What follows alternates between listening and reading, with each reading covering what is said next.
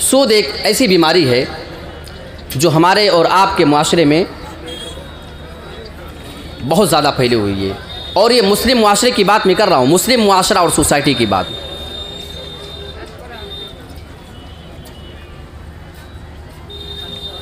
हमारे मुस्लिम माशरे के अंदर सूदी लेन देन बहुत तेज़ी के साथ फैलता जा रहा है। किसी को कोई घर ज़मीन लेनी है, किसी को, आपके यहाँ तो कम है, अब मैं कुछ ऐसी जगहों को जानता हूँ, मैं नाम नहीं लेना चाहता हूँ, कि जहाँ पे बग़ैर सूद के शादी होती ही नहीं है। मुसलमानों की बात कर रहा हूँ, शादी करनी है मतलब सूद लेना है, सिंपल सी बात है। जैसे आपके यहाँ, हमारे यहाँ क्या चलता है, आपके हमारे यूपी में, आपके बिहार, बंगाल, झारखंड, ये जो एरिया है, यहाँ पे क्या होता है, किसी को शादी करना है तो कर्ज़ ले लिया जाता, नहीं, कर्ज़ लेते हैं और बाद में कर्ज़ा वापस कर दिया जाता है। लेकिन बाज़ ऐसे इलाके हैं साउथ के साइड में, अब बता ही देता हूँ, साउथ में आप जाकर के बाद जगहों पे देखें कि अगर वहाँ पे आपको शादी करनी है तो कर्ज़ का वो सिस्टम नहीं है, बल्कि सीधा सीधा बैंक पे जाओ, वहाँ से लोन लो, सूद ले लो और आराम के साथ शादी कर दो। मैं कितने ऐसे लोगों को जानता हूँ जिन्होंने लोन लिया, उसके बाद लोन अदा नहीं कर सके, वो सूदी कर्जा नहीं चुका सके, अपना घर बेच करके उनको सूदी कर्जा चुकाना पड़ा, और जितने भी उनके घराने के लोग थे वो किराए के मकान पे आ गए।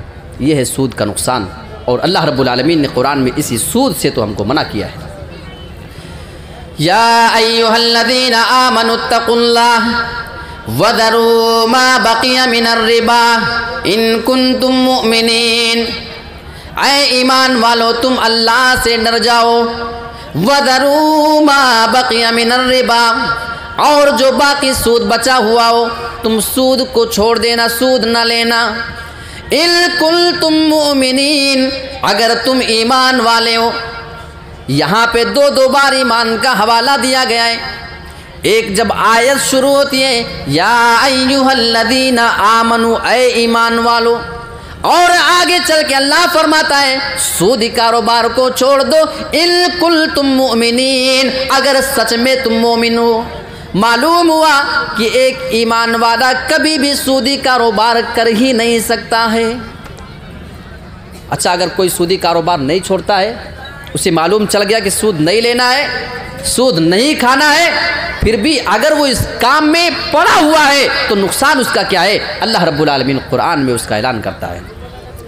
फ़इल्लम तफ़अलू, और अगर तूने सूदी कारोबार नहीं छोड़ा, फ़अज़नू बिहर्बिम मिनल्लाहि व रसूली, तो ऐ सूदी कारोबार करने वालों, ऐ सूद खाने और खिलाने वालों, और सूद की गवाही देने वालों, सूदी कारोबार पे शहादत देने वालों, लिखा पढ़ी करने वालों, ऐसा काम करने वालों, फ़अज़नू बिहर्बिम मिनल्लाहि व रसूली, तो तुम तैयार रहना। तुम बगावत कर रहे हो, इस्लाम का मजाक उड़ा रहे हो, तुमसे अल्लाह जिहाद करेगा, तुम अल्लाह और उसके रसूल से जंग और जिहाद के लिए तैयार हो जाओ। यहाँ उलमा बड़े बड़े मौजूद हैं, आप उलमा से मालूम करें, किसी भी गुनाह को लेकर के अल्लाह ने इतनी सख्ती के साथ नहीं रोका है। हाँ, बहुत से गुनाहों से अल्लाह ने रोका है, लेकिन किसी और गुनाह के बारे में ये नहीं कहा कि अगर तुम ये काम ना छोड़ोगे तो हम तुमसे जंग करेंगे, हमारे रसूल तुमसे जंग करने जाएंगे। तो इससे मालूम होता है कि सूदी कारोबार कितना ख़तरनाक है और कहाँ तक हमको लेकर के जा सकता है। अब इसके बाद जी चाहता है कि सही मुस्लिम की वो हदीस में आपके सामने रख दूं, जिससे एक शक और डाउट दूर हो जाए जो आजकल अक्सर मुसलमानों के जहन में सूद को लेकर के रहता है। इसको गौर से सुनिएगा आप लोग, और देखिए, अगर आप सूद नहीं लेते हैं, सूद किसी को देते नहीं हैं, लेकिन फिर भी आपसे कुछ ऐसे काम शायद हो जाते होंगे जो आपको पता भी नहीं चलता है, और सूद का नुकसान उतना ही आपको भी मिलेगा जितना खाने और खिलाने वाले को मिलता है। वो हदीस आपके सामने रखता हूँ। लाना रसूलुल्लाहि सल्लल्लाहु अलैहि वसल्लम आकिल रिबा व मुकिलहु व कातिबहु व शाहिदै, रवाहु मुस्लिम। अल्लाह के रसूल जनाब मुहम्मदुर रसूलुल्लाह ने लानत की है। लाना रसूलुल्लाह, अल्लाह के रसूल ने लानत की है। गौर करो कितनी बड़ी बदनसीबी की बात होगी। कि जिस मामले में हमारा रसूल हमारे ऊपर लानत कर दे। किन लोगों के ऊपर? आकिल रिबा, सूद खाने वाले के ऊपर लानत किए। वमूकिलहु, सूद को खिलाने वाले पे लानत किए। वकातिबहु, सूदी कारोबार लिखने वाले पे लानत किए। वशाहिदैहि, और सूद के अंदर 2 गवाह भी लगते हैं, इन दोनों गवाहों के ऊपर भी रसूल ने लानत किए। और ताज्जुब ये नहीं कि लानत किए, आगे के अल्फाज बता रहे हैं कि उसका नुकसान कितना बड़ा है। वक़ालहुम सवाउन, और अल्लाह के रसूल ने इरशाद फरमाया इस सूद के कारोबार में, सूद के नुकसान में, सूद के इस गुनाह के अंदर ये चारों के चारों बराबर के शरीक हैं। सूद खाने वाला, सूद खिलाने वाला, सूदी कारोबार को लिखने वाला और सूद की गवाही देने वाला, ये चारों के चारों लोग इस गुनाह के अंदर बराबर के शरीक हैं। है नहीं हदीस हमारे आपके लिए? हम लेते तो नहीं और देते भी नहीं सूद हैं, लेकिन कभी कभी किसी ने कह दिया साहब है मैं आपसे बहुत हमारी जमती है, चलो ज़रा हमारे लिए गवाही दे दो, बैंक में किसी गवाह की ज़रूरत पड़ रही है। तो आप जाते हैं कि ठीक है, हमको लेना देना क्या है, बस हमको तो सिर्फ गवाही दे देनी है। कहीं कोई सूदी कारोबार हो रहा है, आप बड़े पढ़े लिखे समाज में माने जाते हैं, आपका बड़ा ओहदा है, आपको बुलाया कि साहब ज़रा इधर आओ, ये कुछ मामलात हैं, आप इसको नोट कर दो, लिख दो। अब आपको लगता है कि सिर्फ मैंने लिखा है, इसमें कौन सा हरज है? अल्लाह के रसूल की नज़र में उतने गुनहगार आप भी हैं जितना गुनहगार सूद खाने वाला है, सूद लेने वाला, सूद देने वाला है, उतना ही गुनहगार लिखने वाला भी है और उतना ही गुनहगार उसकी गवाही देने वाला भी है। अब इस हदीस को सुनने के बाद शायद हम अपने अंदर इस मामले में चेंजिंग पैदा कर लें, वरना याद रखिएगा कि ये एक ऐसा गुनाह है जिसको अल्लाह रब्बुल आलमीन ने ऐसे ख़तरनाक अंदाज में बयान किया कि किसी और गुनाह के बारे में वैसा तबसरा अल्लाह ने कुरान में नहीं किया है।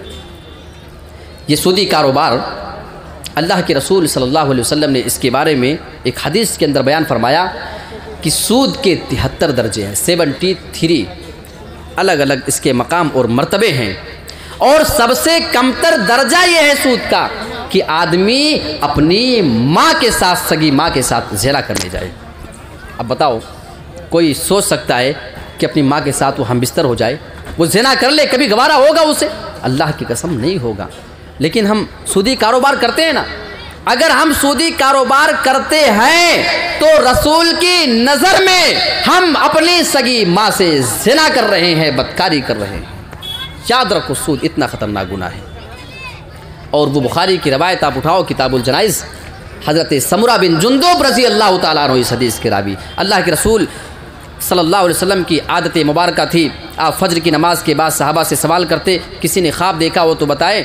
हस्बे मामूल आपने सवाल किया, सहाबा ने कहा अल्लाह के रसूल हमने कोई ख्वाब नहीं देखा है। अल्लाह के रसूल ने अपना ख्वाब बयान किया। अल्लाह के रसूल ने बयान किया कि मेरे पास 2 फरिश्ते आए थे, 2 फरिश्ते, और मेरे हाथ को पकड़कर मुझे अर्ज़े मुक़द्दसा में लेकर के गए।